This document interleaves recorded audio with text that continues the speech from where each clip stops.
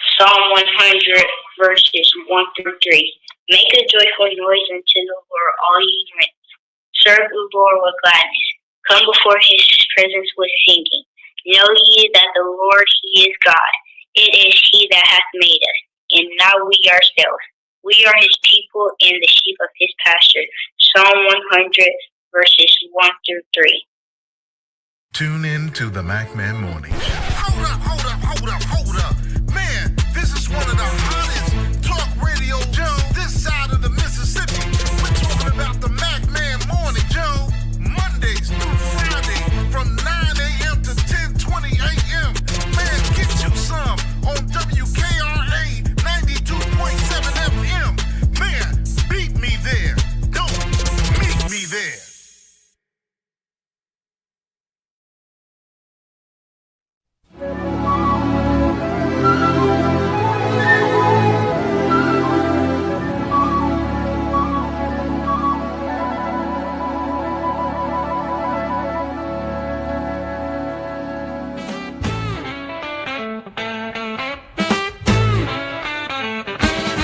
It's the MacMan Morning Show. It's the MacMan Morning Show. It's the MacMan Morning Show.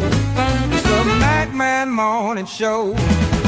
Sitting at home or you in your car, no matter if you're near or far.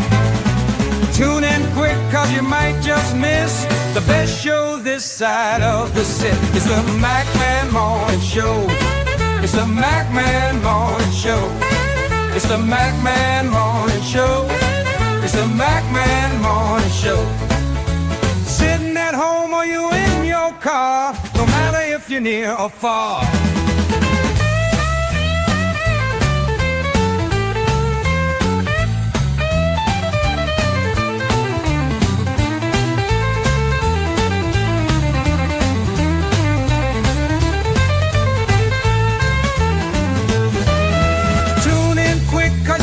Just miss the best show this side of the city. It's the MacMan Morning Show. It's the MacMan Morning Show. It's the MacMan Morning Show. It's the MacMan Morning Show.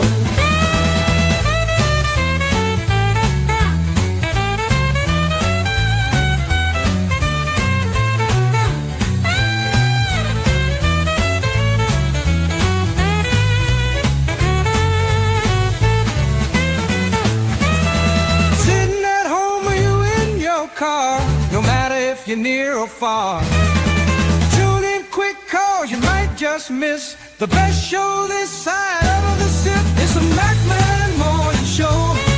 It's the MacMan Morning Show. It's the MacMan Morning Show. It's the MacMan Morning Show. Sitting at home or you in your car, no matter if you're near or far.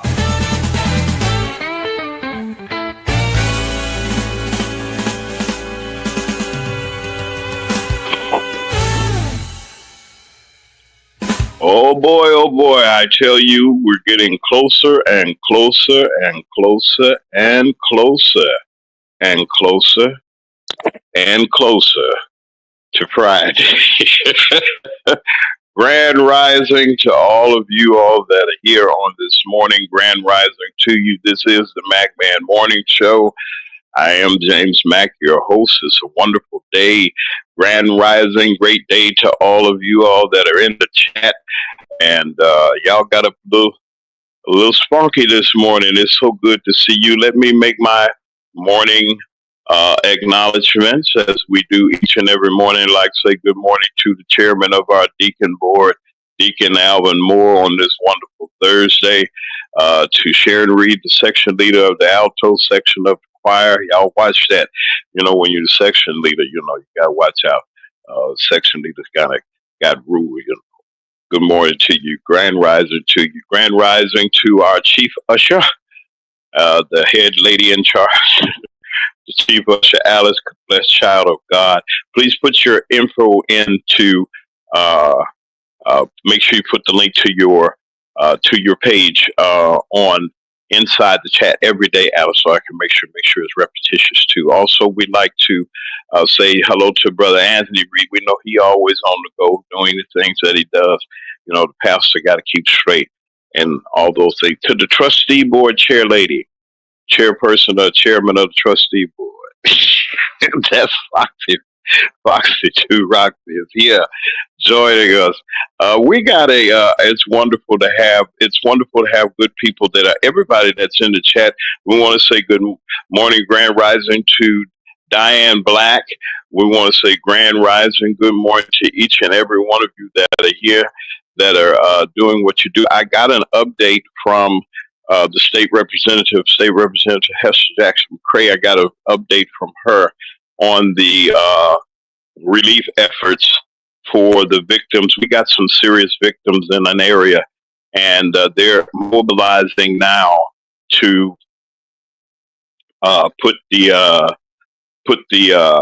things together. So we're going to be. I got that information that I'm going to put out. Yes, my reader is back. You know, my reader had to go on vacation.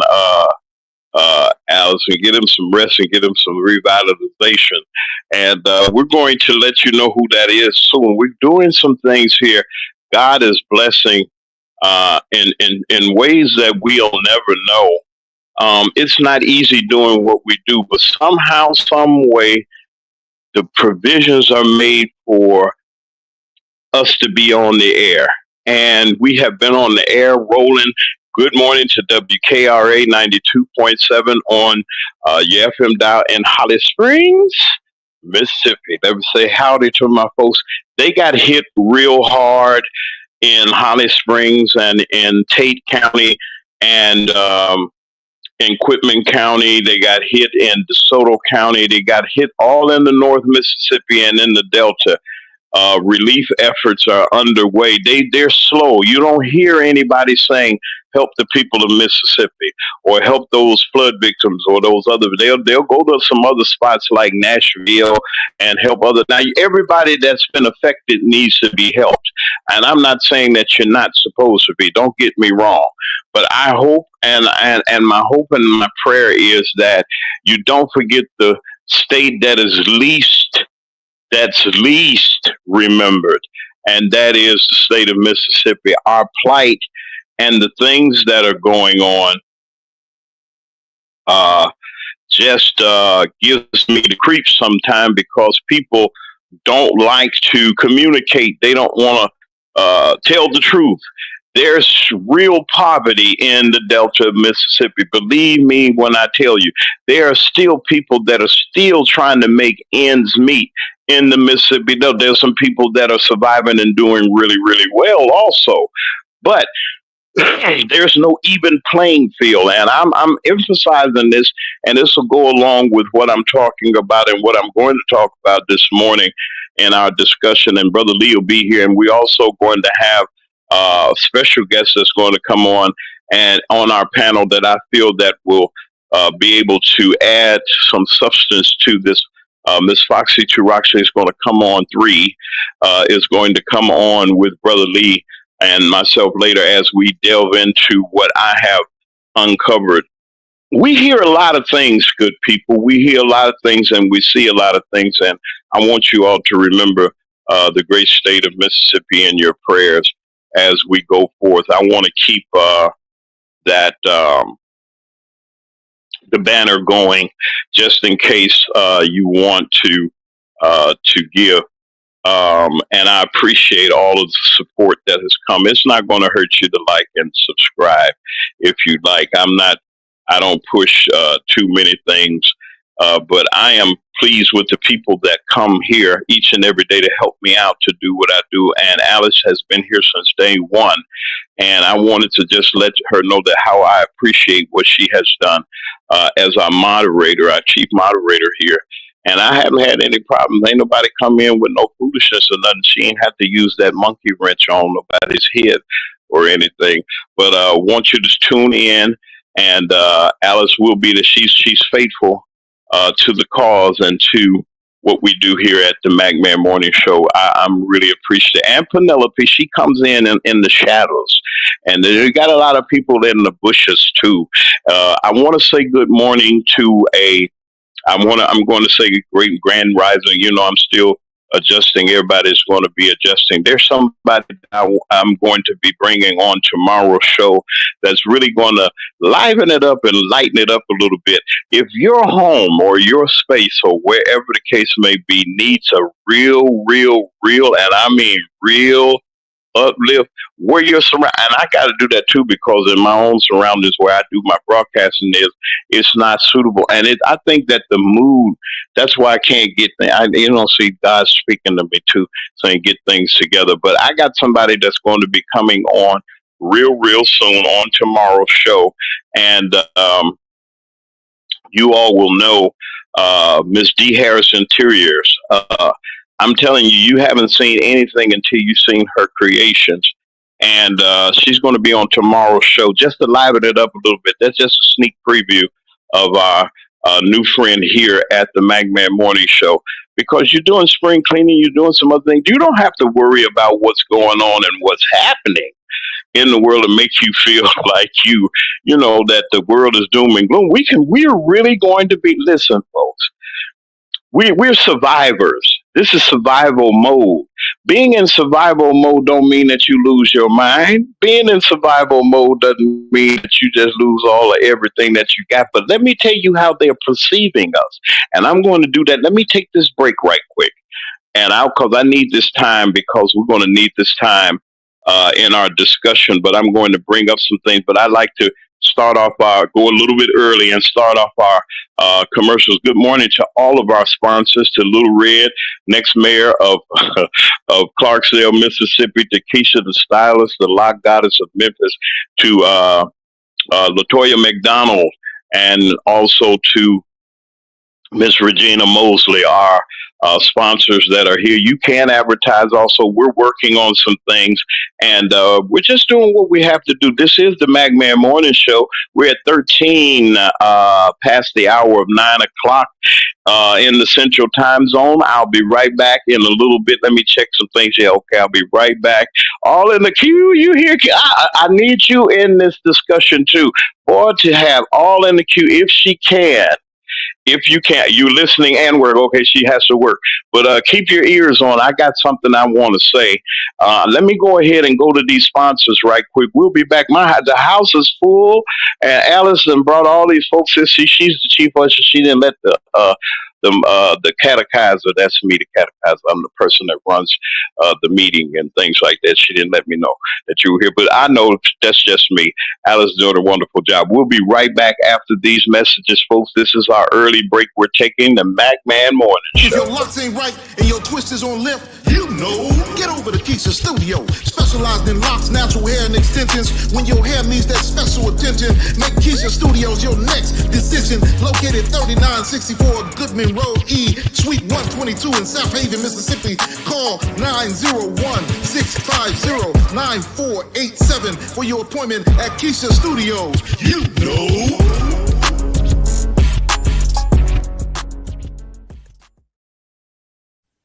Our families are precious. We work hard each and every day to make sure that they're safe and secure and have a future. Jones McDonald Insurance Agency, a full-service insurance agency, is here to help you with all of your needs, whether it be life, health, auto, home, or specialty insurance. Call Farmers Insurance Agent Latoya McDonald at 708-722-1538, 708-722-1538.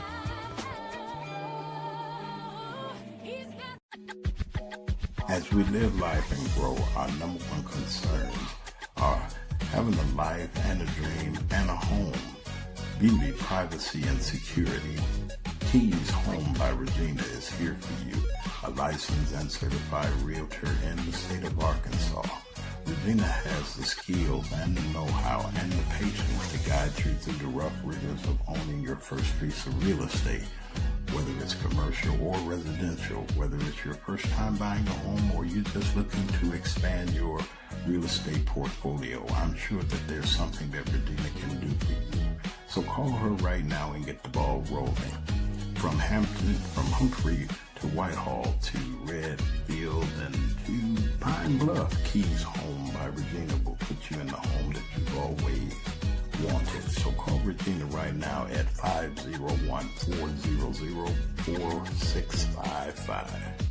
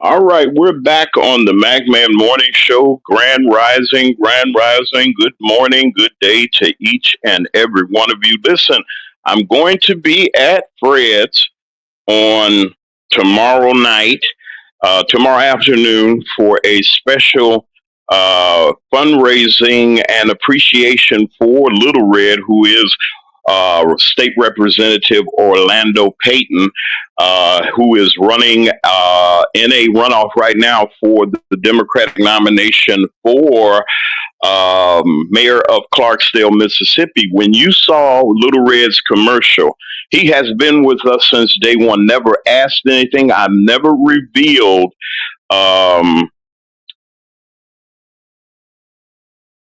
okay, cool, okay. Thank you. Y'all help me out a little bit. Help me out, Allison. Somebody said I need a producer. I do have one. Dr. J is not far away, folks, so please, we're going to make sure all in the cute way they tell me to put. Did y'all want me to put this up? I don't know what y'all want me to do. Wait a minute. Hold on a second. I'll do something quick. Okay. Okay, y'all. Okay.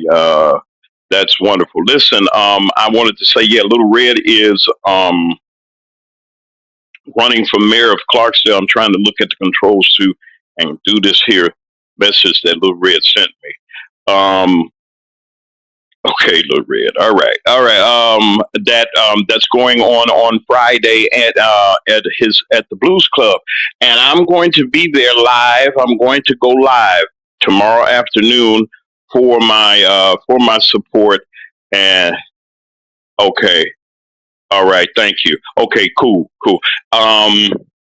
So that we can help him out down there. He's going to make it. It is going to be wonderful. He's going to make it. I believe he will. We're going to be down there with him. Little Red has been a supporter of the MacMan Morning Show since its inception. Him and Keisha the Stylist have been our anchor sponsors. Always have been there, and never have wavered. And the new people that are coming on, and the people that might even consider.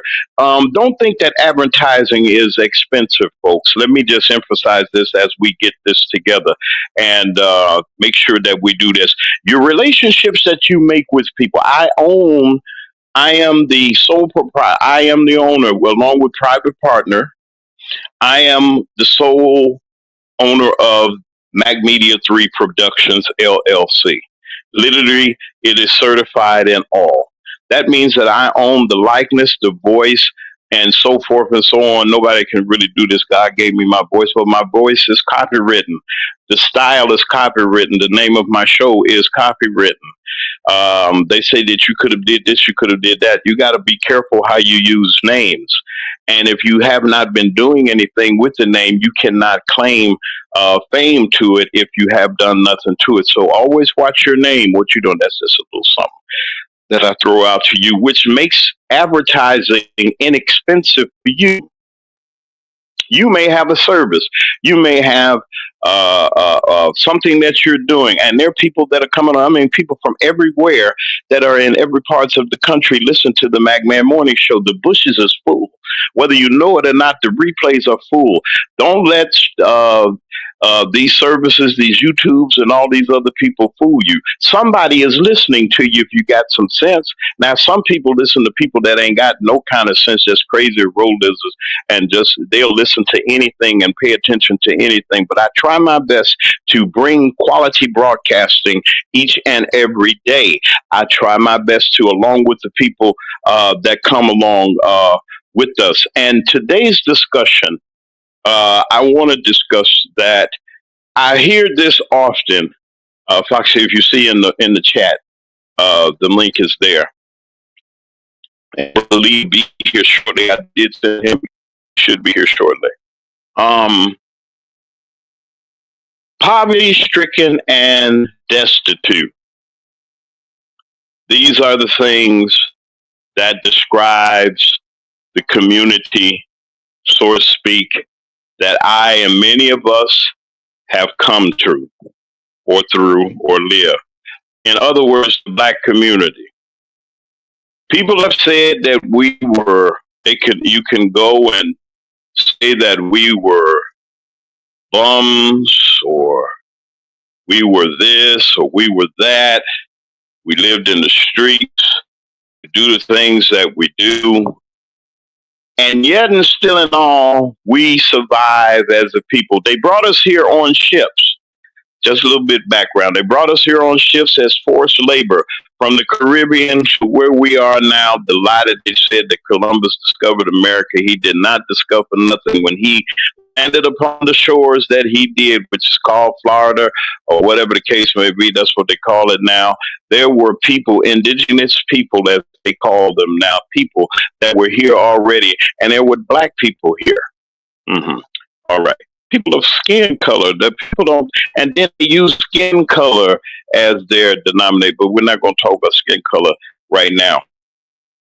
Destitute and poverty-stricken has been the definition of the black community since I've always known it.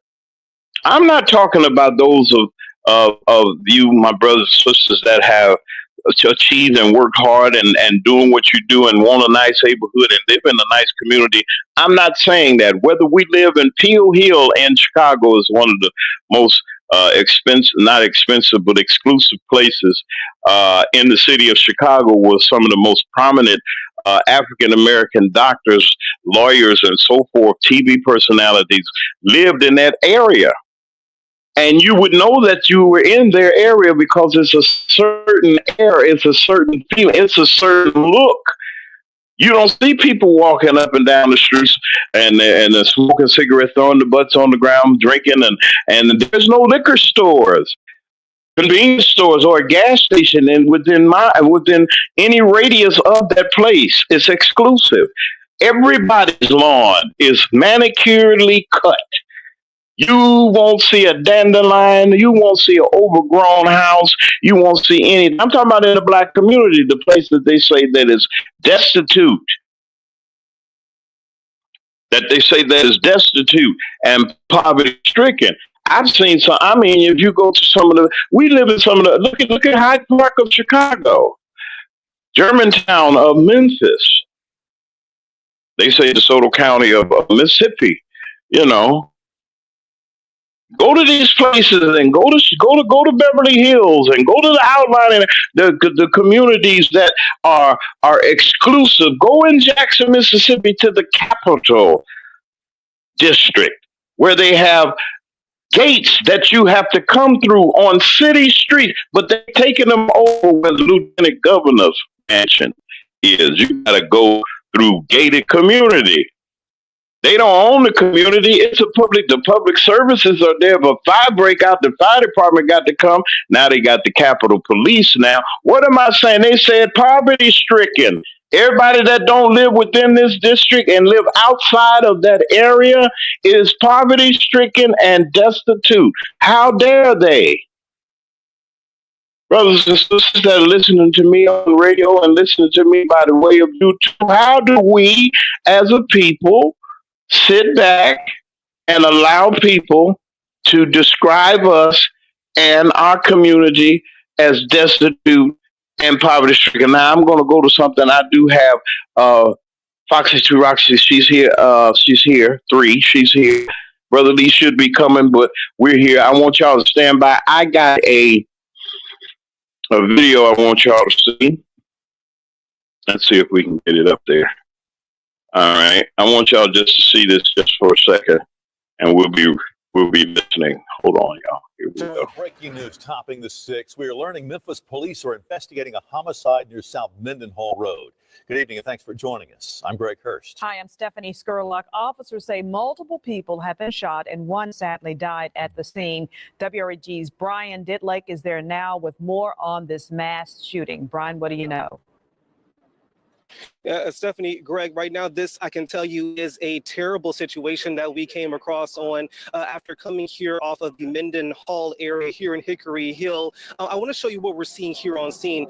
Brooke, if you can go ahead and point to the people that we're seeing outside. I could tell you right now, we are seeing a lot of people outside of this office park building with Memphis Allies shirts. Again, those were Memphis Allies shirts. And we know so far that that organization works with young people in the community in an effort to stem gun violence. And I can tell you right now, people are not happy with the situation that they find themselves in today.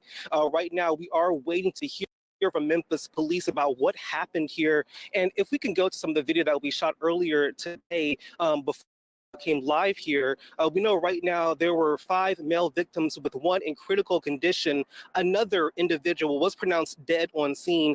Sources close to the scene say this may have been a drive-by shooting. Reportedly, the moment shots rang out, people sheltered in place. We are still working to learn more about this office park location and what people were doing before shots were fired. And as we come back live, again, this is a situation that is still developing at this time. And of course, we're going to keep waiting for Memphis police to come back out here and an update about what actually took place here. But for now, we are live here in Hickory Hill. Brian Ditlake for your news leader, WREG, Channel 3. All right, tragic news out of Hickory Hill.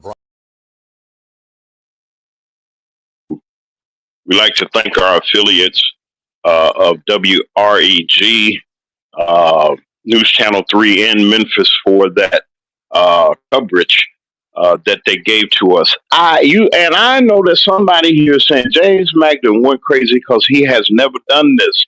I have never put a unalivement on or any news report of such unless it was a school situation and people had to get out, and I know that people were listening to me. I would put an alert out, but I never really publicized this. But this is giving people the identity, or not the identity, or the idea, or even the thought of what our community consists of. Now, that tape and that video was of a program, a real successful program in Memphis to keep kids and keep the young people doing something active in the community to keep them away and off the streets using weapons and hustling and things on the street. They're trying their best. An office complex donated that space for them to have a nonviolent program, and somebody, some idiot that knew what was going on there through whatever means, came there and committed violence. Somebody lost their life. Other people are wounded and hurt. Some, 2 are still critical, and 2 are out of danger. Thank God for the covering, but we're praying for the families of those. I pray for everybody's family because we don't know where the door of idiocy is going to knock. People are going nuts. This is the perception that they're giving to us. That's saying that because they are poverty-stricken and destitute, well, now because of that reason, we don't have to pay attention to them. We don't have to. We don't have to recognize these people. We don't have to recognize them. What we got to recognize them for? We don't have to educate their children. We don't have to do the things that we need to do to support. It's already an uneven situation. And what do I mean by an uneven situation? Well, I mean, if you really want to look at it, I mean, they're hurting us academic wise. I'm gonna bring you in, Fox, in a couple of seconds, but I want to do something real quick. Let me see if I can find this. Okay. Okay. Now you say, why are you bringing this up? This is part of my discussion. Now y'all pay attention. Now this is still the MacMan Morning Show, but I'm gonna take you to school for a second. Not to school. I'm not going to say that. No, I'm just going to give you an example of what's going on here in the state of Mississippi. Now, in the state of Mississippi,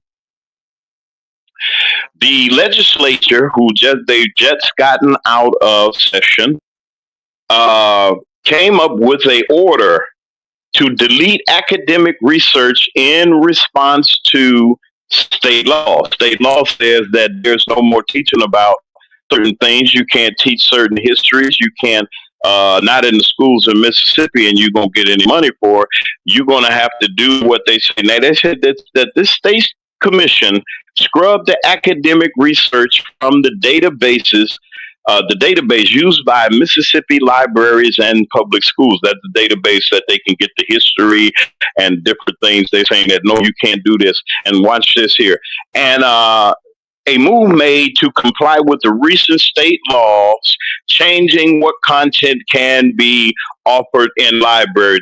They're telling you what you can and what you cannot read in the state library. We ain't paying for it. We ain't going for it. Let me go on to a little bit more here. The Mississippi Library Commission ordered the deletion of 2 research collections that might violate state law. A March 31st internal memo obtained by Mississippi Today shows one of the now deleted research collections focused on, get this, race relations, and they threw this into and on gender studies. So they telling you you're gonna have to do what we tell you to do.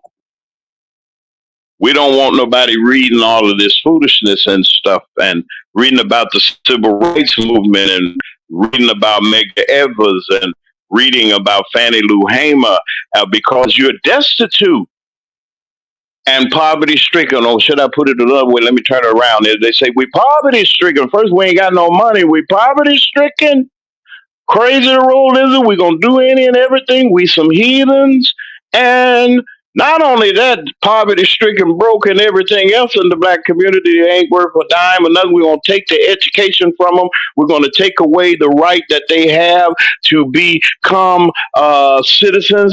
But then even in our politics in the state of Mississippi, I got to go here. Now, y'all thought I wasn't going to go here, but I'm going to go here. Let me see if I can go here. One more time, Foxy, I got you. Hold on a second. Let me get this together here and see this here. Let me see one more thing, and I'm going to leave y'all alone. All right. Let me see if I can pull this up. Come on in here. All right. Okay. Let me see. Where am I? All right. This is the MacMan Morning Show. Y'all stand by. Let's see. I'm trying to find the actual quote. This is how they feel about here it is. This is how they feel about citizens of Jackson, Mississippi, the state capital. Is that, I got it in there? I got it in there. That's it. All right. Now I want y'all to read along with me. Go in that middle paragraph. Y'all watch here for just a second. They're listening to me on the air. I know y'all can't see, but this is what they said. They're talking about Ward number 6 is one of the largest wards in the city of Jackson, with the largest population of Jacksonians, with just over 23,000 people in that particular ward. It also has the highest number of black residents. according to data from the City of Jackson's website, but that's just giving you a background on that. But the paragraph above it says South Jackson, this same ward, is very diverse and not just one specific area. Somebody's trying to defend this foolishness. Said Walker, there was someone that's running, was saying. I think the biggest misconception is that South Jackson is just full of dilapidated houses, homes, and the people are poverty-stricken and destitute. That's where I got my title from today. Now, I lined it up for you and everything, and I wanted you all to see. Now, let me take this down. That's enough of that.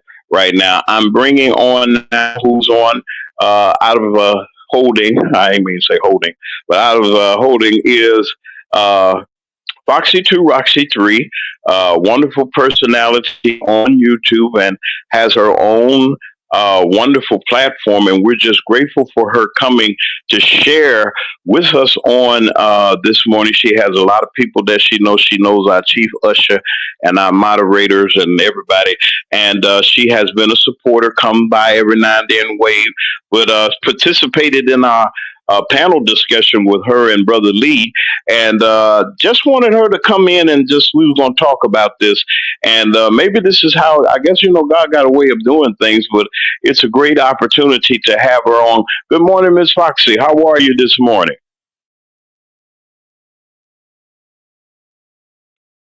Stacey, did you unmute your mic? I can't hear you. Excuse me, y'all. Let's see. Okay, Foxy, why don't you come in and come back out if you can? There's come in and come back out again. And I'll take a quick break because I didn't talk too much. And let me take care of our sponsors real quick. Listen, we're just so excited to have all of our sponsors. I'm going to talk about all of them. I got some new stuff that's from Pizza Pro XL, got some new stuff. And we're going to see what they have. But hey, this is the MacMan Morning Show. We'll be right back. Hold on, y'all. We'll be right back. Great discussion. Foxy's going to come back in. We'll be right back. Tune in to the MacMan Morning Show. Hold up. Man, this is one of the hottest talk radio shows this side of the Mississippi. We're talking about the MacMan Morning Show, Mondays through Friday from 9 a.m. to 10:20 a.m. Man, get you some on WKRA 92.7 FM. Man, beat me there. Don't meet me there.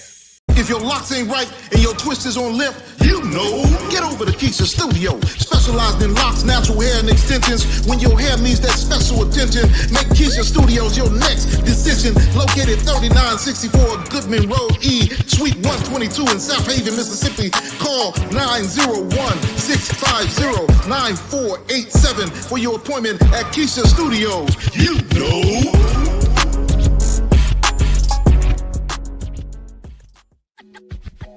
As we live life and grow, our number one concerns are having a life and a dream and a home, beauty, privacy, and security. Keys Home by Regina is here for you, a licensed and certified realtor in the state of Arkansas. Regina has the skills and the know-how and the patience to guide you through the rough rigors of owning your first piece of real estate.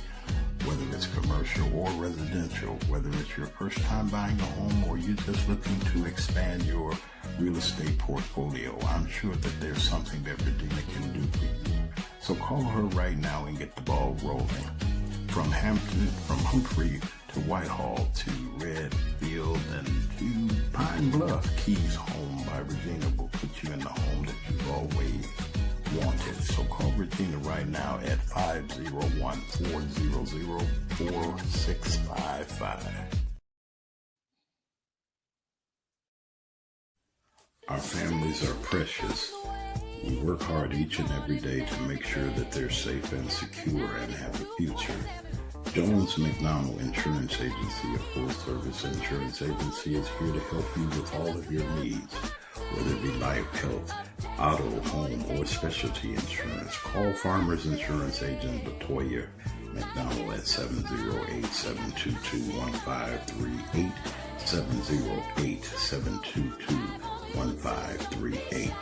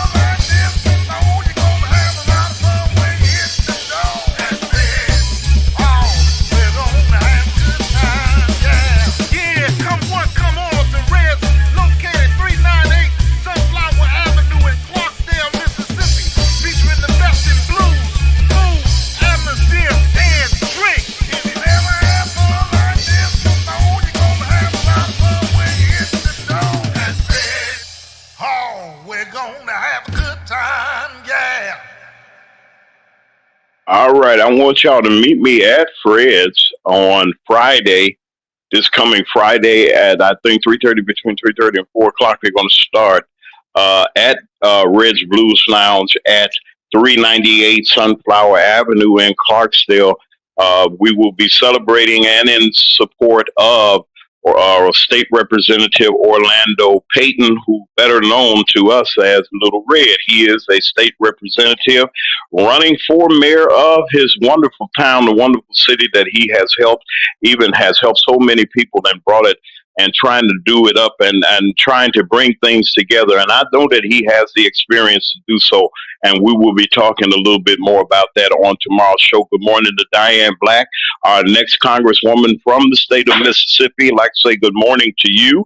But now we're going to talk about Michelle Franklin's tax service. She's still, listen, folks, they have gotten rid of the IRS commissioner, the interim commissioner, the person that hadn't been confirmed quit. The person before her quit. Y'all get your tax returns in while they're processing them. They're good tax preparer, but then you get Michelle Franklin. She'll get you in quick. Area code 708-296-3133. That's 708-296-3133. You get your free estimate, all of those things. Get your refund process. Business, personal, 1099 customers are welcome.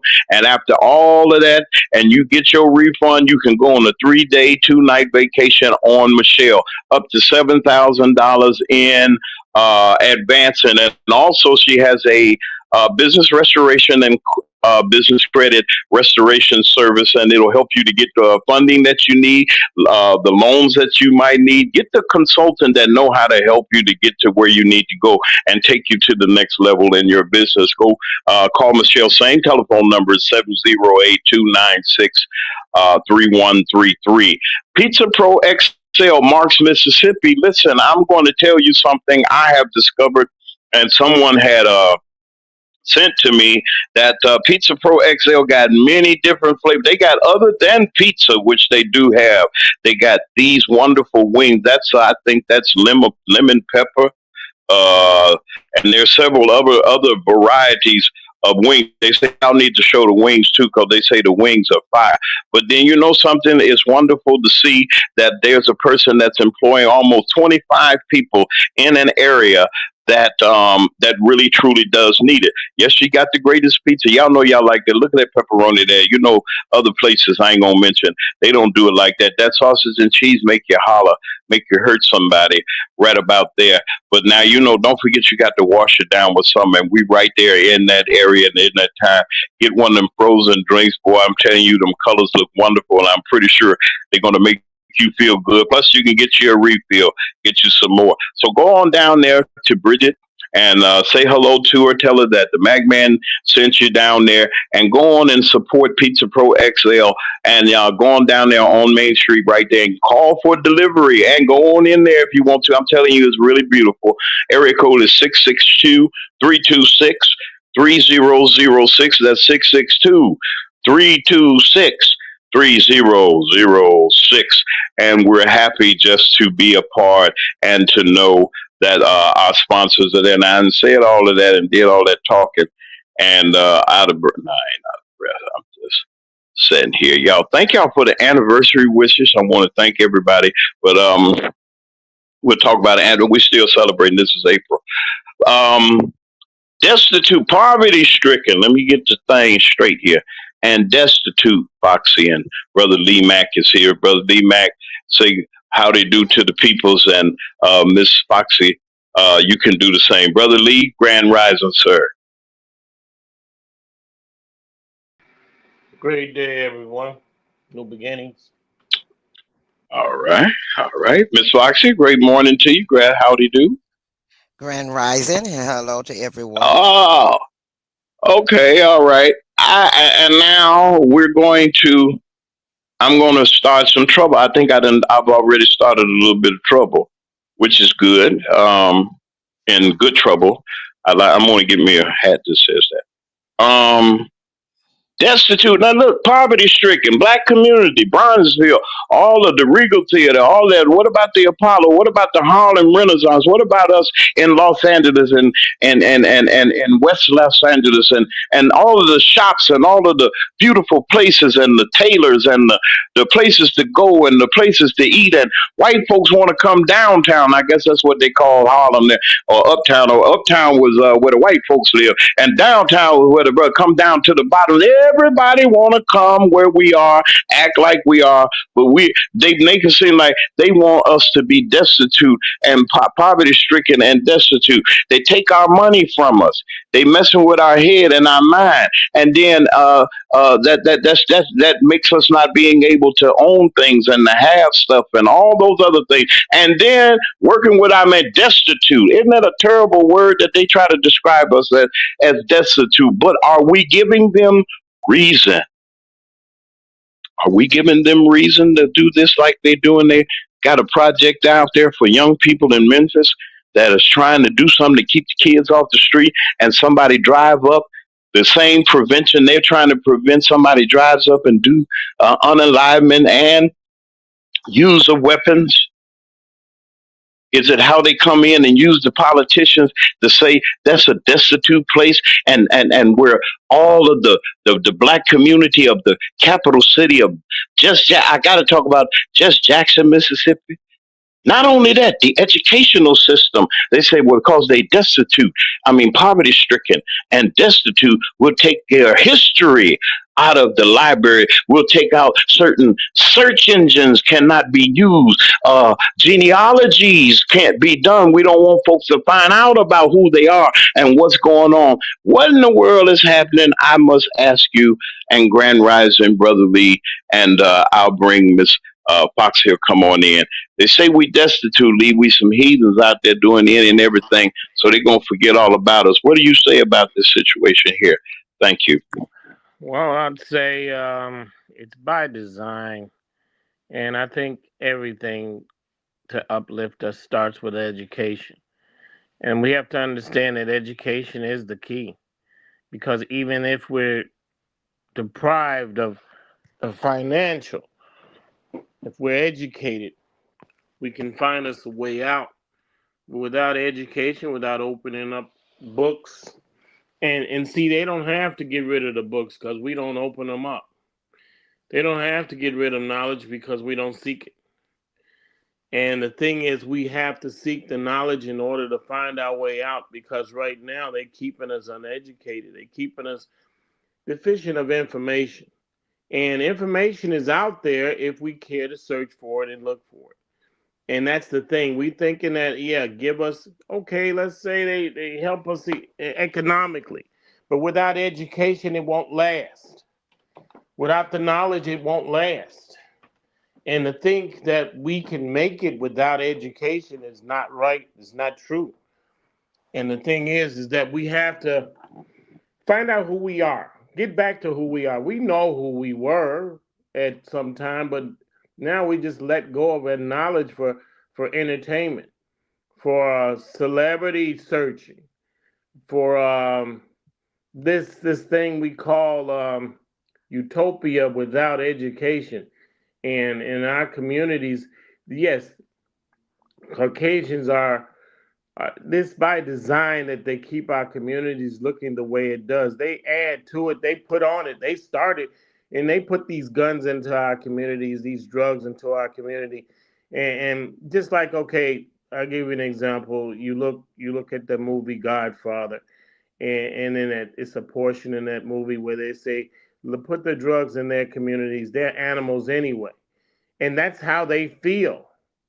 And see, and they put these drugs in our communities, and they put these guns in our community. I mean, we don't manufacture guns. We don't manufacture these drugs. I mean, here's the thing.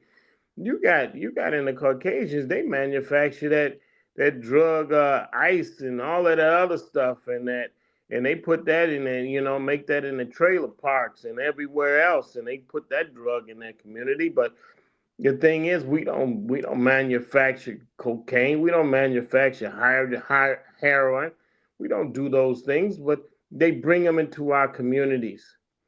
And see, and that's the thing. They don't mind that those drugs are in our communities, and that's the thing that we have to understand is that it's done by design. And our politicians and our so-called pastors and leaders that can do something about it, they don't talk about it in the church. They don't talk about it in the town hall meetings if we have them. They don't talk about the drugs. They don't mention drugs in Sunday morning on church. They don't mention the guns in Sunday morning on church. They don't say that we should ban these guns. They say everybody should have one. Okay, then they don't talk about the drugs on the corner streets and everything. How we can stop this, get our parents out, get our people out, our adults out on these corners and walk these kids to school and make sure that we go to school and have these teachers accountable. And what curriculum are they teaching? See, education is a very important thing, but it's what you're teaching. Are we teaching how to manage money, how to be self-reliant, how to be entrepreneurs at a very early age? It never can be taught too early about economic education, about financial education. We should be teaching it in kindergarten. We should be teaching them how to save money. We should teach them what money does. We should teach them how to take care of themselves, how to treat each other, how to know who they are. We should be teaching that the minute they get into that school, at the kindergarten, all the way up. We don't have to act as though they do. We don't have to teach our kids in the way they're teaching their kids. We have to teach our kids in a different way because we are different. And we need those survival skills at the beginning of our age, even at preschool. I say teach them who they are at preschool because kids need to know. And we need to know all the way through. It should be mandatory that we know Black history. And Black history is not just African history, it's world history. Our history is the beginning of the world. And we call it Black history, we call it real history, we call it true history. And that's what I have to say, my brother. All right, Miss Foxy. Okay, what I have to say about it, I live in Washington, D.C., which is the capital of the United States. They constantly calling us poverty and destitute because Southeast, where I live at, was one of the supposedly worst areas to live in Washington, D.C. If you lived in Northeast, you was bad, but you wasn't as bad as Southeast. Like Brother Lee said, they bought the drugs here. They bought the guns here. They bought everything here. Then the mayor, God bless his soul, Marion Barry, came in and started coming up with programs to get young people into jobs, help them with their school, brought things in to help them to keep them off the street. At that time, the crime rate went down. Now we got a new mayor, but she's not really new. She's been here. This is her second term. And she has done nothing to enhance anything to get our young people off the street from doing the crimes that they are doing. We got 13 to 17 years old shooting each other. They don't even fight anymore. They just shoot. That's their way of resolving the problem. But then I looked around, there's no programs here to help them. They're going to call you that because they have no programs set up for the Black community. If you try to get a gym, okay, before you know it, they're fighting or they're shooting or they're stabbing. Because why? Because there's nothing else for them to mess with them get in their mind that that's not the only way to resolve a problem. And a lot of it comes from the home. If you don't train your child that that's not the only way to resolve a problem, they're going to keep going. We had a young boy, 13 years old, out at 4 o'clock in the morning. 4 o'clock in the morning. Now he's unalive. And the mama said, "Oh, boys will be boys. What I'm supposed to do?" He was the man of the house. 13. This is why they say we are in poverty stricken and destitute, because we're not coming together as a community to come up with a solution to resolve the problem. We as a community are going to have to come up with a solution to bring our own community back. We need to patrol our own communities instead of sitting back waiting for the Caucasians to do it for us, which the president has threatened to bring in, bring martial law into DC. He's waiting for us to continue to do what we're doing so he can bring in the National Guard to take over DC, which is going to make us do what? Act up even worse. So we have to be careful on what they're doing to our community. And we have to come together as a community. Stop sitting back and letting them, defy us as that, and stand up and rise up and let them know we are above that. Not everybody in those areas are poor. There's a lot of them they're middle class. You have some that are even upper class, as they want to consider us, that are, because we're not rich, they consider us upper class, that has the money and go out here and work every day to achieve the goals that they achieve. But they want to keep us that way and make us think that way to the point that we end up thinking that way. We're thinking we're poor. We're thinking that we're nobodies. We're thinking that this is where we're supposed to be. And we have to realize that we're not that way. And they have to, bring in that we're, stop the kids from being unalive, stop the kids from going out here harming one another, stop them from going out here, using weapons to resolve their problems. And this is why they keep labeling us that way. And then you got some areas that the mayors are describing their towns or their village or their areas as that. They make you, if you go and watch their, go to their, city, you see them talking about just the way they are. These people they don't have no food. We got to feed these people. That's not, and then to come to find out that makes the people look bad, because not everybody is that way. Some people didn't even know they had the programs available or knew about it, but never needed it. So we have to stop labeling ourselves so they can stop labeling us that way. That's just my thought on it. Well, it's just been said. I mean, this isn't a topic that has not been spoken about. This isn't something that I heard.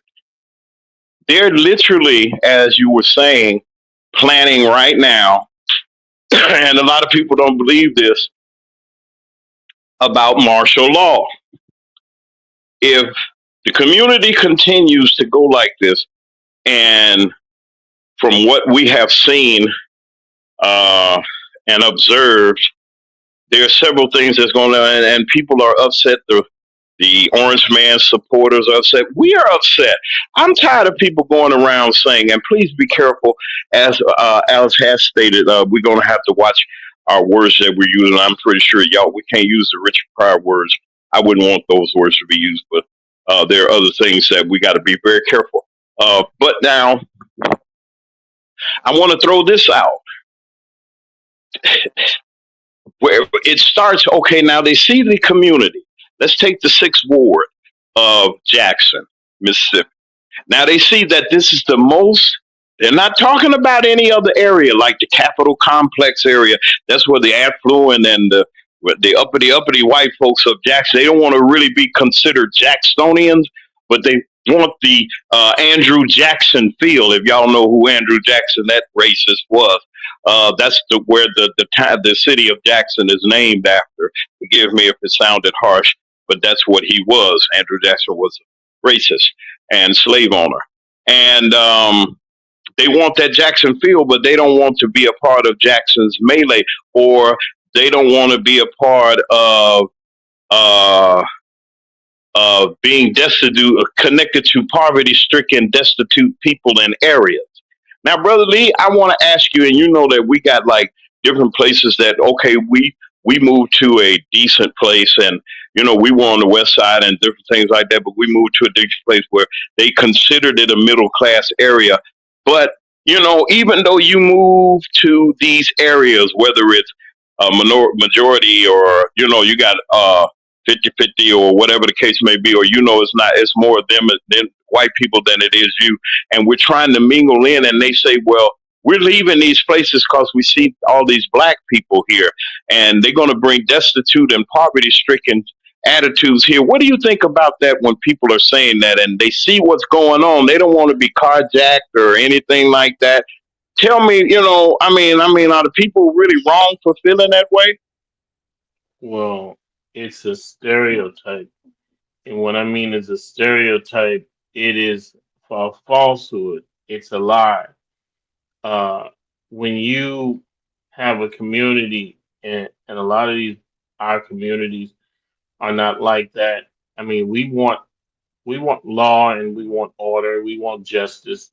We're the most conservative. That people can look this up. We're the most conservative people in these United States. We want justice, we want law, we want education, we want just law. You know, we don't want just uh, an unequal uh, distribution of law, where we are persecuted and we are, you know, taken advantage of. And the thing is, in our communities, some of our communities go from like the community we used to live in was middle class community. We moved into that community, and the thing is about how it deteriorated was the fact that we didn't get the resources were taken out. And that's the thing. It went from a middle class community to a lower middle class community because the resources was taken out, and uh, we didn't get the things that we were getting before. We didn't get those things. We didn't get the education. We didn't get the resources to keep our community going, and that's the thing. And the police turned their backs on our community as far as giving us just protection, just serve and protect. They were more uh, irritating and adding to a lawless kind of behavior in that community, which continues to this day. And you know, you can say in all of our communities, the problem is that they take the resources out of our communities, and then when you do that, you have the kids not wanting to go to school. You know, kids don't have a purpose to go to school because, you know, the way the education system is, the way the police, you walk the streets, the kids can't walk the streets because the police stops them and harasses them. And then the gangs take advantage of that because the gangs will say, look at how they treat you. Stick with us and get into a group with us, and we'll protect you because the police persecute you. And that's why kids go to gangs, is because they get that. And then our families are broken up, and we're more interested in our own personal uh, gratification, and we leave the kids to fend for themselves instead of, you know, being vigilant about raising our kids. And we leave the kids to the streets because we let them do things that our parents didn't let us do. We let them stay out late.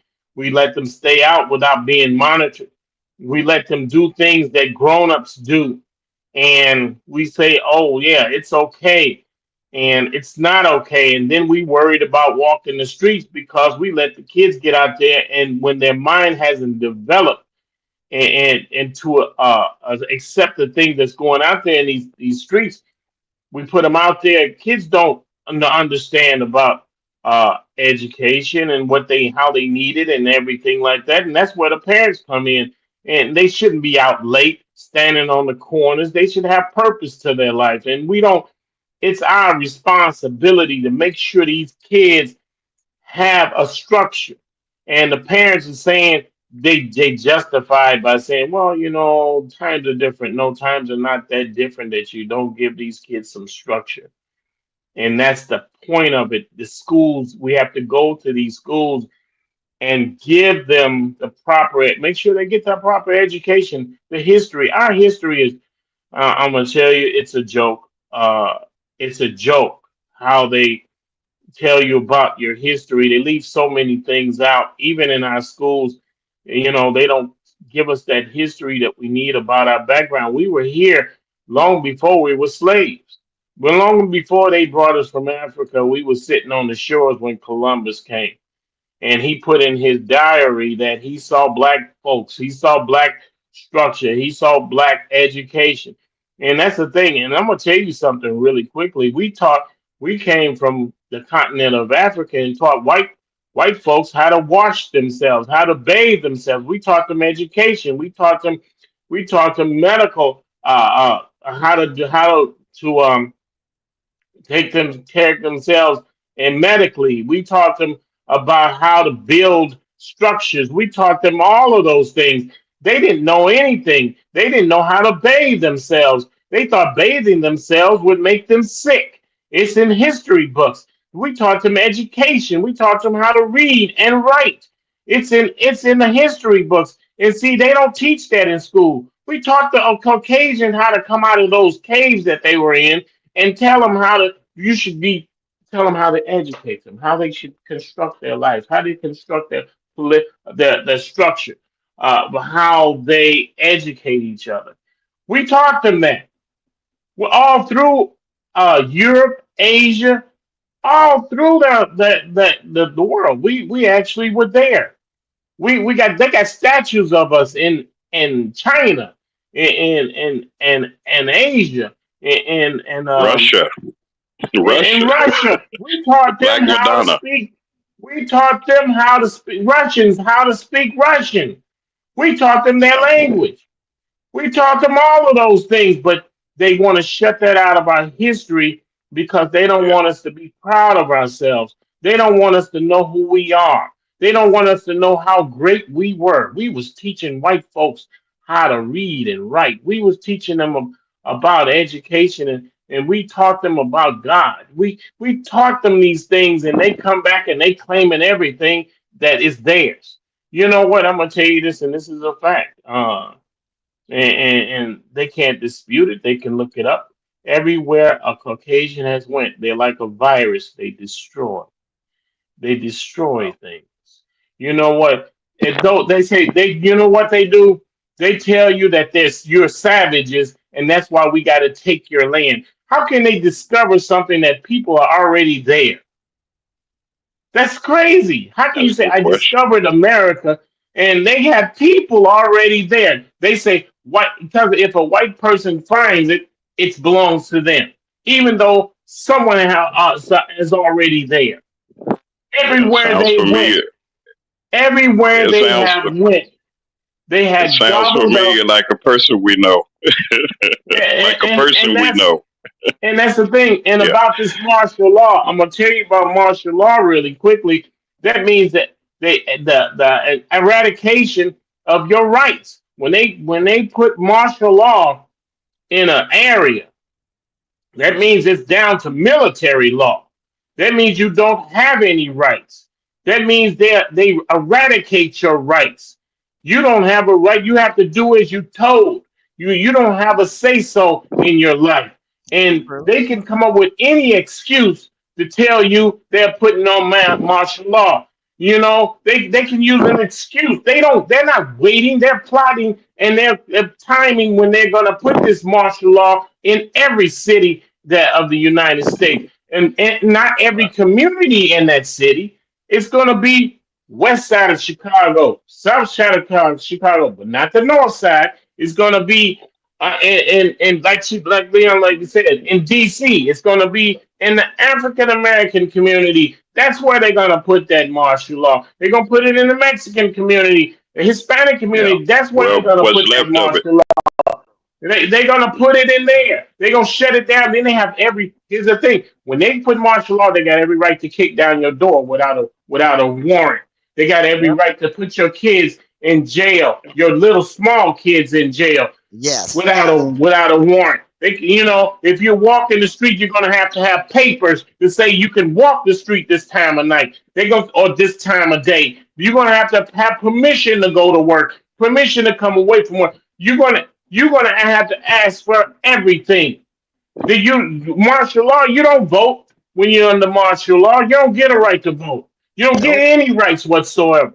And that's the thing. They ready to put it in implementation. They ready to put that in effect so they can cut down our voices. And that's the thing. Yeah, and the Caucasians not gonna stand up for you because they gonna have their rights. They Mm-hmm. aren't gonna. That's the thing. They got to keep us divided. They got to feed this one and deprive this one. And Right. see that, and then the one that's getting fed don't care about the one who's not getting fed. Mm. The one that's getting education won't care about the other one that's not getting education. Right. See, if we waiting for the white folks to save us, they're not gonna save us because they getting what they want. And that's why they are always on the other side of the fence. It's because they always getting what they want. They say, "Why should I help you?"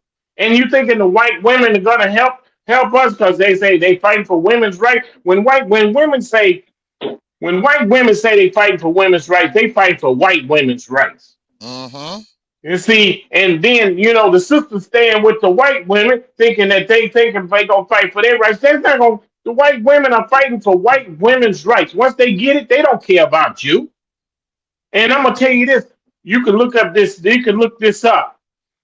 The white women vote for white men. Mm-hmm. That's what they do. And see, we have to stop being delusional and thinking that they stand with us because when they get what they want, they don't care about you. That's the thing. And we stand, we saying, well, we fighting for women's rights and white women fighting for white women's rights because that's what they're going to get. The thing is, we trying to say we want corporate jobs, but the corporations are not going to let you in. They're not going to voluntarily let you in, let you sit at the board of directors. They're gonna have a couple of tokens here and there, and once those tokens get there, they turn their back on you. We got black billionaires. They're not trying to do anything significant to our communities, something that makes a difference, because it don't take a lot to make a difference in our community if you're a billionaire. But they don't do it. They give to Mm-hmm. these charities, these fake charities, and say, I give to this and I give to that. It didn't make a difference. Don't change a bit. Communities are still the same because you know what? They don't do it. They don't make a difference. And we keep waiting on the next savior for us, the next corporate savior, the BET president, the former BET president thinking, yeah, he'll buy a basketball team before he come in your community and build a school. See, that's the thing. We say, well, Oprah, yeah, Oprah she'll go somewhere else and do something before she do something in our community. I mean, real significant help in our community that makes a difference. We have schools that are over 100 years old in True. the cities. True. And Oprah is giving money. I just give her as an example. She giving money that doesn't make a difference. It's not making a real difference in our community. And see, that's the thing. White folks put Yeah. money into their community. They come back and they put Yeah. resources in it. We come back and we drive a nice Mercedes through our community. You see the celebrities, Jay-Z. Jay-Z trying to buy a football team. He ain't trying to go help anybody in Brooklyn. He ain't trying to help But then let me anybody in ask you Harlem. this. Then let me ask you this. Then, Foxy. I mean, from a woman's perspective now, not attacking. No, I'm not saying all that. How is this and how are things affecting the black woman? Come on with it now. from your perspective too. Well, it affected us black women. First of all, like Brother Lee said, we don't have a man in the house. The men that we do, we women have worked so hard to be the mother and the father. Even though they say you can't be the father, they're right. But that's all we have. So we have to do the best we can. One thing I was with as I said, I was a trustee at a church, and they wanted to take up, supporting the big brothers, big sisters for our community, for the blacks. Well, I had people that sat there on the board and said, well, I don't want no kids after 13 years old. There's nothing you could tell them. There's nothing you could do for them. And it bothered me because those mothers, that's the age that they need somebody to help.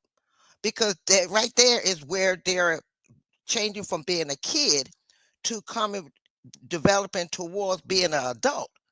So what you teach them from 13 to 21 makes a big difference of what they do when they get out in society. But if everybody don't work with them, what do you think that's going to happen when they get in society? They're going to, like that mother said, boys will be boys. They're going to do what they want to do because there's no man in there to put structure. A lot of us black women don't have a man in our lives to do structure. Then you got some of our black women who sit back and use children as pawns against the black man. All about the dollar bills, fashion, clothes. They're not looking at the children. Their mindset is changed because if grandma was on Section 8 and we're getting welfare assistance, then the daughter gonna be on Section 8 getting welfare and assistance. Then the daughter's daughter, and the system keep going because there's no man structure in the home to change that. When we was growing up, we had that man structure in the home. Hey, whoa, this is not going to happen in this house. This is not going to be done in this house. This is how it goes. This is the rules. You don't like it, pack your bag and go. But the door will be open once you get your mind right. Nowadays, they don't have that. The mothers are out here struggling so hard to try to raise their children the best they know how. And it bothers us women because we are the ones that's in poverty. Because we're working 2-3 jobs trying to take care of our children because the system had got the men out of the household or got the men thinking that they are not, they get locked up for one little minor crime. When they come out, they can't get a job. It's hard for them to get a job, especially those that's not in some like DC, there's a little more easier for them to get a job. Some areas they can help those that have been locked up to get a job. But most of them, they get out, they don't have a job, especially if they went in when they were young. When they get back out, they don't have a trade. So let me ask you a question. Let me ask you a question there, because I want this. We rolling this whole thing. I'm going to go a little bit over so that we can get this out. Those of you that can stand with us, stand with us. I'm not going to break this conversation.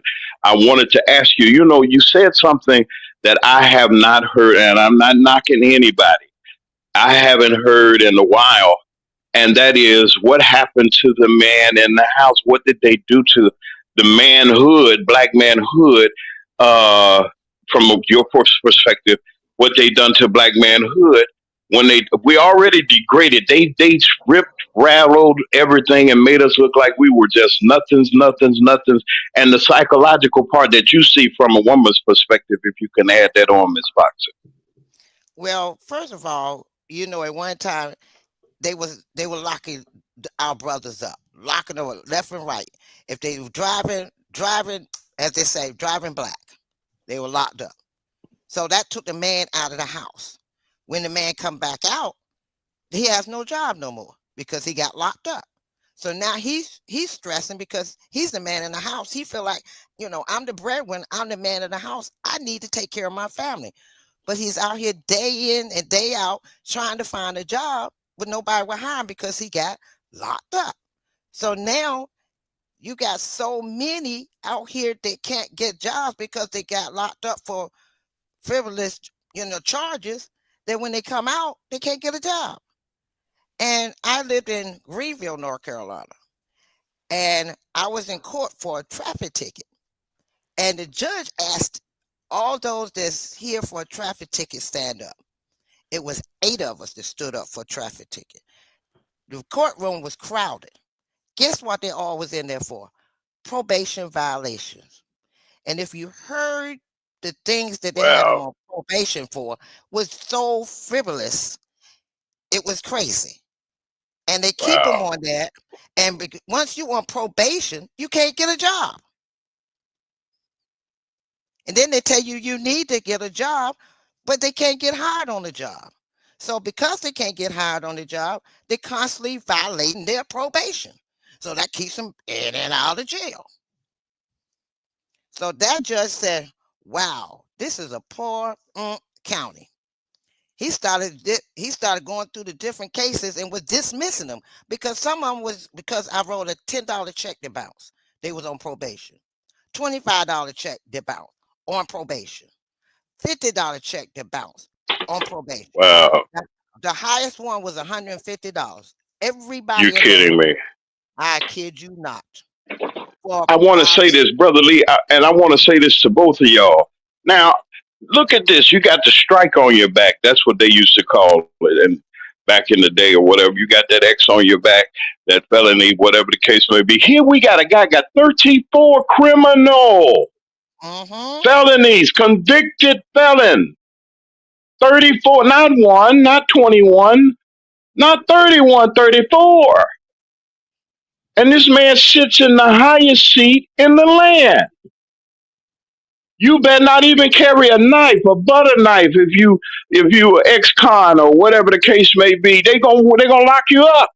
Right. You can't vote. This man was voted and voted. They changed the law and let this man vote. Somebody tell me what in the world is going on, Brother Lee, on that standpoint. And y'all come on, talk about it. This is an extended version of the MacMan Morning Show. We're going to go a few more minutes over.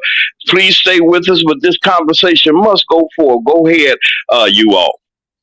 Well, I will say this. The thing is, they got two justice systems. They got one for us and one for them. It's always been like that, and we're using him as an example. But I'm gonna tell you something. It's always been like that. You know, white folks go to court too, but they don't go to jail. Right. And see, and that's the thing we don't understand is that sister was saying, brothers can't get a job, but see, the system is not designed for them to get through and then elevate themselves. Because if it was, if you would, once you served your time, you should have a system where they job place you. They place you into a job. They help you get a job. They just turn them loose and say, you're on your own. I mean, when you've been inside, this thing that you don't know that's been going on outside that you need to know to get a job. How to talk, how to walk, because you know what? When we try to get a job, or when black men go, and as well as black women, black men go there, we look like a threat to them. They feel they feel as though we're a threat. You know, because our voices are deeper. You know, our skin is darker, and to them, that's a threat. To the white man when he's sitting across from us, trying to evaluate and trying to see if he's going to hire you or not. He's looking at you saying, "No, you're a threat. You know, you make me feel uneasy. I'm not going to give you that job." We gotta. It doesn't matter what we do.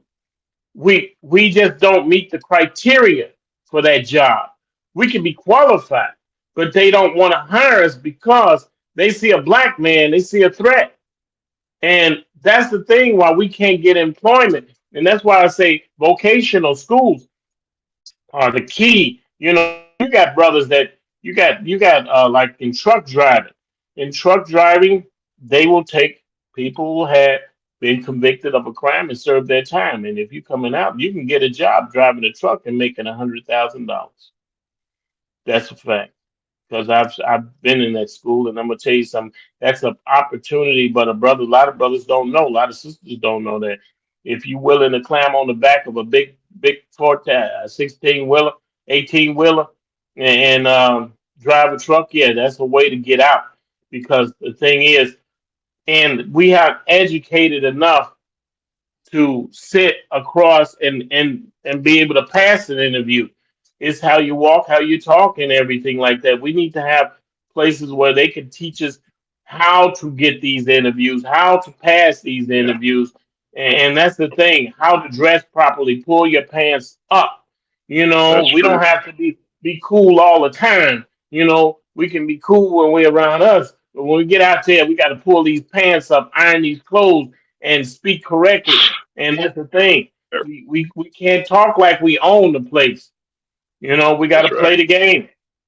Correct. Okay. Well, listen, let me do something real quick, Foxy and Lee. Give me a second. Let's face it. I want to give another shout to our sponsors that have been very patient with us and giving us extension. So if we're extending, we want to extend to our anchor sponsors. Stand by just 1 second. We're going to breathe a little bit. We're going to come right back. Hold that spot. Foxy and Brother Lee are coming back in a couple seconds. I guess is Foxy on our show. Stand by, y'all. If your locks ain't right and your twist is on limp, you know, get over to Keisha Studio. Specialized in locks, natural hair, and extensions. When your hair needs that special attention, make Keisha Studios your next decision. Located 3964 Goodman Road E, Suite 122 in South Haven, Mississippi. Call 901-650-9487 for your appointment at Keisha Studios. You know.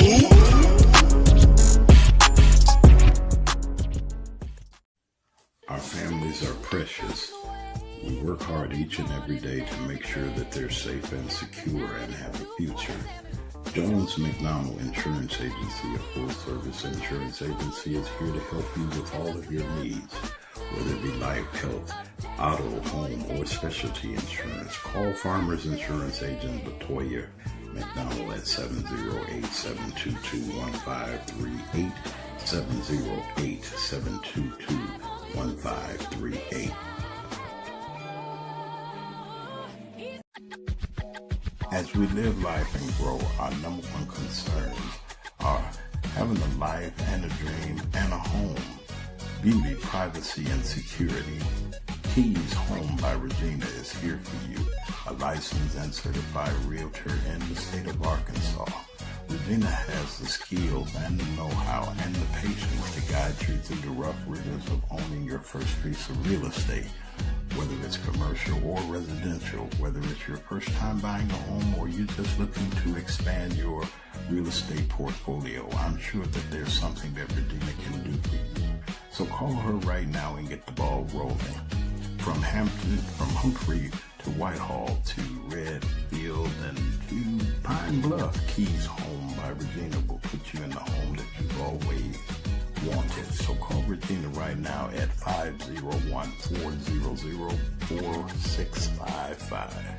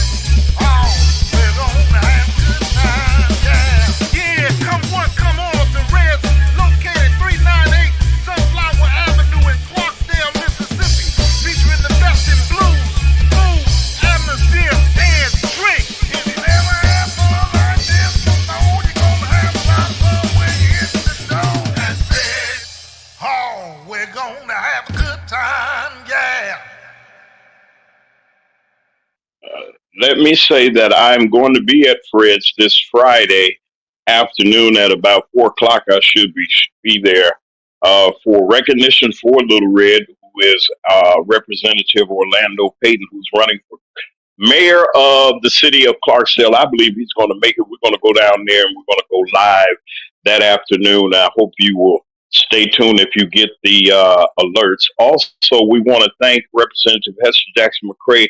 They're going to be collecting supplies for San Antonio, Mississippi, asking for non-perishable items, paper towels, all those things that are non-perishable, salad dressing, things that they do need, monetary donations will be. I'm going to be there live on tomorrow, and I'll give you all further instructions on what's going to be needed for that. We're going to go live, hopefully, probably tomorrow morning show. We're going to have to. I'm going remote. Let's see if this. I've been blessed. Thank you for the gifts that you have given to help us to get the equipment that we need. We want to thank all of you for all that you've done. Thank you very, very much. You watch and see how this year's broadcast is going to go. Thank you to all of our sponsors. Back to our extended version of our show. Continue with your discussion. We're just going to run right through. Y'all just stick with us. We're glad that you're still here. If you are, we're still going to run with it. Go ahead, Foxy, and continue with what you were saying about the woman's aspect of what you see of the destruction, not the destruction, but they're saying that we're poverty stricken and destitute. Like I said, they made sure that the man was not in the home. And once they made sure the man was not in the home, that means there's no structure.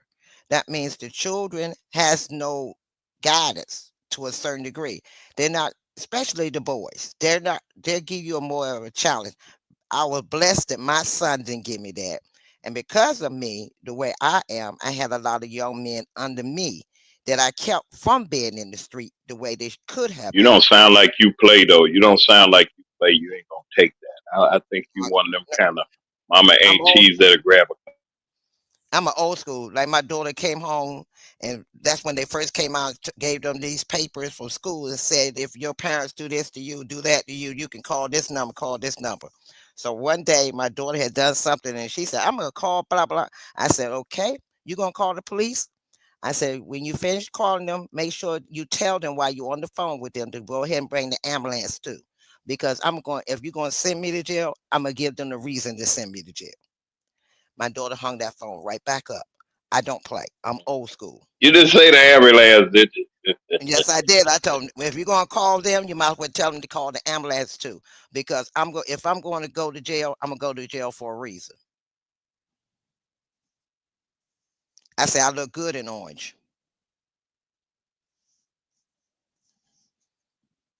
But I don't play, and my kids know it. But I let them know I listen to them. A lot of things. Another thing is, parents, we don't listen to them. We still got old school in us, but we have to also evolve with them. A lot of the young No, people. well, wait a minute now. I might get nervous because I'm not saying that I didn't evolve to my mama, and I think Lord have mercy, if I could tell the story. And I didn't have to conform. I think I know who I am, but she wanted me to always she always would say, do better than what I'd done. Go further in education than what I've done. And then she made the environment so that you had to get off your behind. I have to, we all have to, that there's something inside of you that's survival mode, Ms. Foxy. What'd you say about that? Well, the reason I said that I didn't mean to say conform. What I meant to say is that we have to listen to the young people now because they're going through something with the media. See, you got to remember, we got social media that's in their head. When we grew up, all three of us, when we grew up, if a child was considered not so smart, there was the ones that picked on. Now, because of society, the ones that are smart are the ones that we are, us parents that really work with our children are the ones that get picked on because there's so many in the society now that the parents don't take time out to put books in front of them, make them read, make them do their homework, make them study so they can get the good grades to go to college, go to universities, go to trade school, do something with their life. There are so many kids out here that the parents don't take that time out to do it, that now those kids that, like my kids, I had to constantly go to the school because they were bullied constantly because I was doing the right thing as a parent. But there's a whole lot of them out there that don't do the right thing and have made society to a point to make the kids that's smart to to be up under them now. And that is Right. that is sad. So now you have to sit down, and I started sitting down talking to the different ones that was doing that to find out why. And then once I talked to them, I found out, oh, okay, that's the reason why you're that way. So how is it working for you? They said, huh? I said, okay, you ever told one of your friends that don't mess with this person or don't talk to that person because you felt that something wasn't right with them? They said, yeah, yeah, yeah. I said, that's the same thing that us parents are doing. We're trying to tell you right from wrong. And we don't want you to do what your friend did. Get out there and find out the hard way. And then they go, oh, I didn't think about it like that. That's what I mean when I said talk to them. Because back Yes, in the ma'am. we need to talk to the kids now because social media, like you said, Brother Lee said, the gangs, all of them are putting stuff in their heads against what we putting in their heads. So now Yeah. we have to sit down and ask our children, how was your day? Really get them to open up to you and say, you might not like it, but at least you know what your children are working with and how you can Right. go up to combat it. But right now, a lot of parents say, hey, it's what I say, that's it. Well, you need to talk to your children because social Yeah. media got a Well, lot of things to do with it. they do. Community has a lot to do with it. If your child seeing somebody cussing and fussing and fighting all the time, and you teaching your child not to do that, that child is confused now. What do I supposed to do? I'm out here in it. That's true. Brother Lee, I wanted to, it's a new day of, is it new racism or is it accelerating to what it's already been? Uh, Well, Poverty stricken and destitute too. Go ahead with the last words of our well, day and take us out. well, the thing is that the tactics are different. Um, like the sister said, social media is a big part of life. Um, the gangs have always. I'm gonna tell Pete. I'm gonna tell you something. When you in a gang, they ask you how was your day. They ask you, "Hey man, what's going on? What you do today?" When your parents are not asking you these things, those gangs are asking you, "Hey man, Yep. what's going on? You seeing so and so over there? What she doing?" They and being young, you want to talk about your life, but if your parents not willing to hear it, the gangs are willing to listen. Exactly. They'll do that to manipulate these young people. And the younger, the better. The 13-year-old, the 12-year-old, the 11-year-old, you got a grown up in a gang that's asking you, how's your day, little man? What you doing, little man? Listen, I'm going to give you a grown man job to do. Go take this over there on that corner and sell that, man. Little man, you have some money for yourself. You do this. And he feels he's a grown up. See, they give these little young people the illusion of being a grown up. And see, that's the thing. What we have to combat is the fact that they're working. The gangs are working in a sneaky kind of psychological level with these little kids, and they'll treat them like they're bigger than older than what they are. And every little kid want to feel like a grown up, so that's what they do. That's how they get them. They don't get them just because they want to be in a game. They get them because they give them the illusion that they're listening to them, that they actually care about them, as though they're a family. They tell them, we're a family here. Somebody mess with you, they messing with me. And that's what they give them the illusion about. And the thing about pro-life, and I'm gonna tell you this really quickly about pro-life. When they tell you about pro-life, which I'm for, women getting the right to choose. Here's the thing: they tell you not pro-life. I'm for pro-life, but then they got I'm for choice. You have a choice. But see, people saying, well, what about pro-life? The thing is, they can say, okay, you can't get an abortion, but they don't give you the help you need to take care of that kid. See, that's they say, okay, we're not gonna give you an abortion. Now you say the mothers are saying, okay, how can I feed my kid?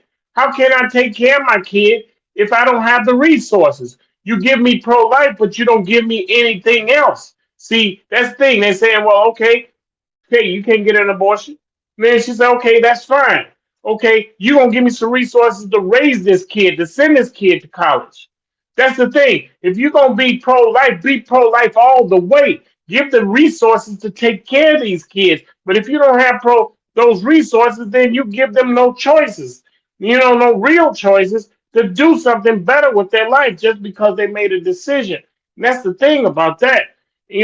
That's what I'm gonna say. And these people our folks are in prison that are sent to jail for these frivolous charges, and then not given the right to vote. Okay, you wanna take away my freedom, but then you want to take away my right to vote?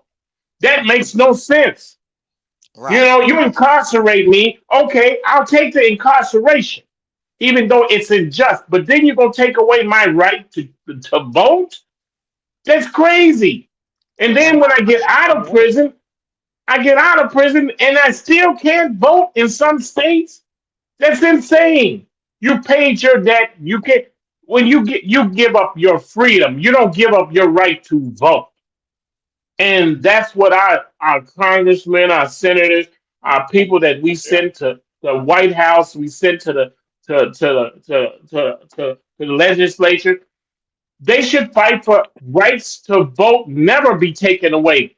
Because as long as you're a citizen in these United States, you should be given the right to vote, whether you're incarcerated or not. That's what I have to say. And also, I want to capitalize on that, Come on, Brother come on. Lee. Yes, Brother ma'am. Lee, Yes, ma'am. like I said, I lived in the eastern part of North Carolina, and they have probation so bad there. I had a friend that had opened up a home care agency, and he put me in charge of one of his offices. So this young lady, I started thinking back to all them young ladies, young women that worked and maybe bounced a check to feed their children or whatever. So I started saying, well, what can I do to help them to get off probation? They need a job, because if you got a misdemeanor, you can't get a job unless it's McDonald's, Burger King, fast food, or the grocery store. And you can't even get behind the register. Stocking the shelves. That's much as you can get if you're on probation. So I said, they need more money than that. So the young lady came in and she said, I'm on probation, but I'm looking for a job because I don't want to go back to jail. And I looked at her. I said, do you really want a job? She said, yes, ma'am. I said, I want you to do me a favor. Fill out this application. She filled it out. I told her to have a seat. I ran her information. Found out it was just a misdemeanor because of a bounce check. I said, you really want a job? She said, yes, ma'am. I said, get up, go home, dress like you're going to church or dress like you're going to a business meeting, something very important. Come in here dressed to your best. I mean, hair, makeup, whatever you want to do, but come in here dressed your best. If you come in here like that, I will hire you.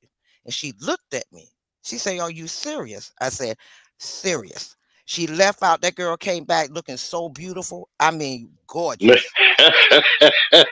All right. And I told her, you're hired. Now come on in here. Let me go ahead and fill out the application. Her mother was with her. Her mother shouted so hard and was crying so hard. I had to console the woman before I could get the child to process her. The trustee done made the folks shout. I heard the deacon make them shout. I ain't never known the trustee make the folks shout. So I turned around and so I went down to the probation office and told him, how many people you have here that's on misdemeanor for bounce checks? And he said, I have blah, blah, blah, blah, blah, blah. 30 people. I said, send them to my office. He said, I said, here's my card. He said, are you serious? I said, send them all to my office. And I got them in the room and I sat down and told them the rules, the regulations, the job description, everything. I tell you, 20 came back. 10 of them didn't, but 20 of them came back. And I hired all 20 of them. I had 30 employees. 35 employees, and I have 52 clients for them to work for. But that's Look the problem. at you. But a lot of us don't do that for our people. It's not our problem. We gotta continue this. Listen, our guest, Brother Lee Mack, and I are happy to know people that have their platforms.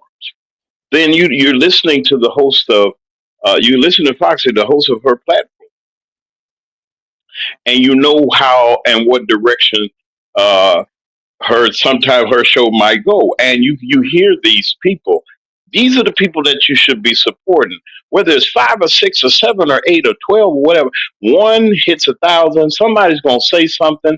You can like, you can subscribe. I suggest that you do. But then you know something.